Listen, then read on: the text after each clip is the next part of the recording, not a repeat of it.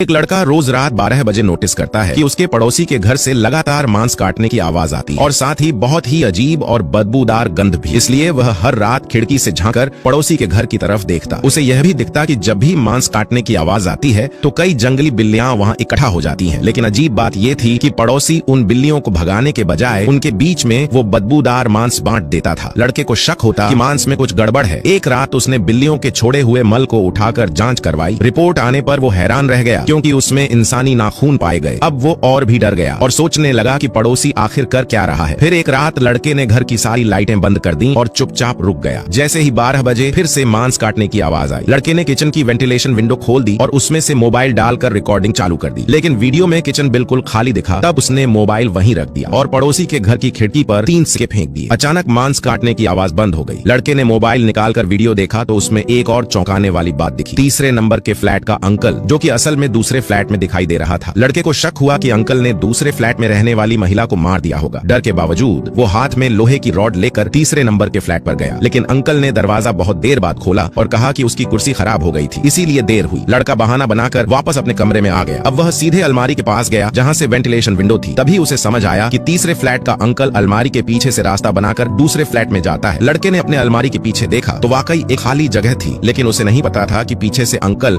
अब उसे मारने की तैयारी कर चुका है। लड़का समझदार था, उसने तुरंत रुकने का फैसला लिया। अगली सुबह लड़के ने ध्यान रखा कि अंकल कब कचरा फेंकने जाता है और फिर जाकर उसका कचरा चेक किया, लेकिन कुछ नहीं मिला। तब उसने खुद अलमारी के पीछे से दूसरे फ्लैट में घुसने की सोची। वह अंदर गया और हर चीज को ध्यान से देखने लगा। तभी वहाँ दूसरी फ्लैट वाली महिला सामने आ गई और उसके पीछे से अंकल भी आ गया। अब सच्चाई सामने आई। अंकल ने बताया कि कुछ महीने पहले एक बदमाश महिला के घर में घुस आया था। अंकल ने बचाने की कोशिश की, लेकिन गलती से महिला के मर चुके पति की अस्थियां गिर गईं। महिला ने डर के मारे चाकू से बदमाश को मार डाला। तब अंकल ने उस गुनाह को खुद पर ले लिया और हर रात बदमाश के शरीर के टुकड़े काटकर बिल्लियों को खिलाता ताकि किसी को पता小红书